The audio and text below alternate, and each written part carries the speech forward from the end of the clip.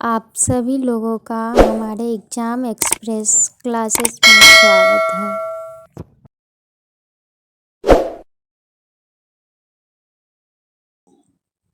दोस्तों, आप सभी को हैप्पी न्यू ईयर। दोस्तों, आज 1 जनवरी 2023 से हम लोग मॉडर्न हिस्ट्री की शुरुआत करेंगे। इसे हम लोग चैप्टर वाइज जानेंगे। भारत में यूरोपियन कंपनियों का आगमन। भारत में यूरोपियन कंपनियों के आगमन का क्रम। भारत में सबसे पहले पुर्तगालियों ने आया, फिर डच, अंग्रेज, डेनिश, फ्रांसीस, स्वीडिश ने एक एक करके आए। तो आज हम सबसे पहले पुर्तगाली ईस्ट इंडिया कंपनी के बारे में जानेंगे।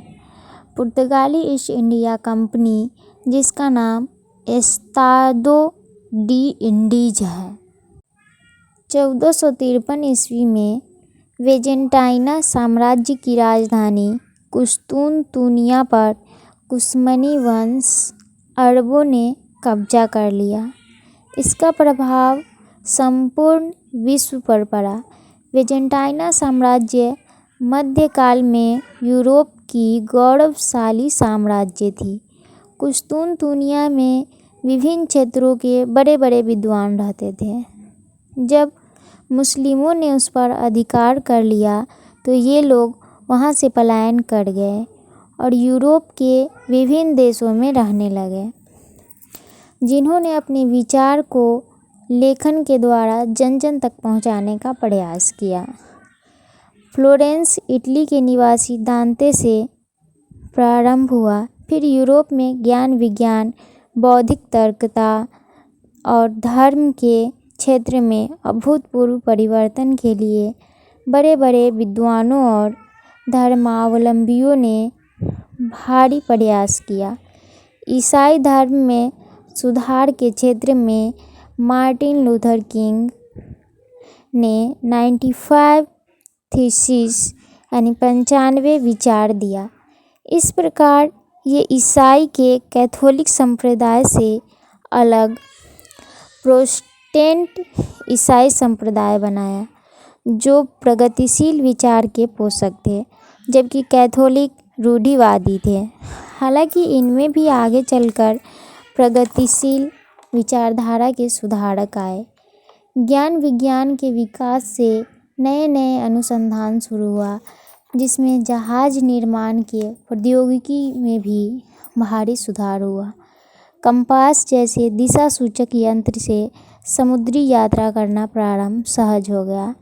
वेजेंटाइना साम्राज्य के पतन के बाद यूरोपियन को पाश्चात्य जगह पूरब से व्यापार में बाधा उत्पन्न हो गई।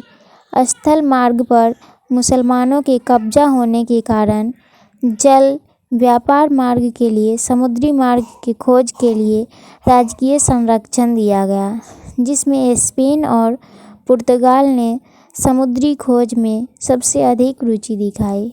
यूरोप में राष्ट्रवाद की शुरुआत भी स्पेन और पुर्तगाल से ही माना जाता है।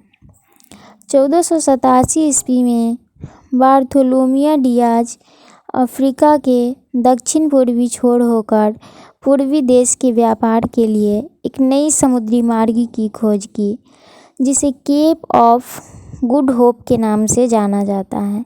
इस मार्ग की खोज होने के बाद इस मार्ग की ओर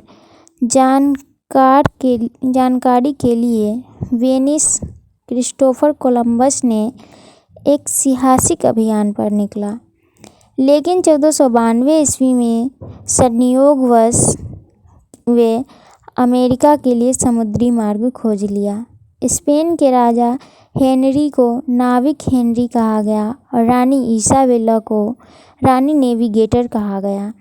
इसी समुद्री खोज के प्रयास में पुर्तगाल निवासी वास्को डी गामा ग्रेविलियन जहाज से पूर्वी व्यापार के खोज में सफल अभियान का नेतृत्व किया।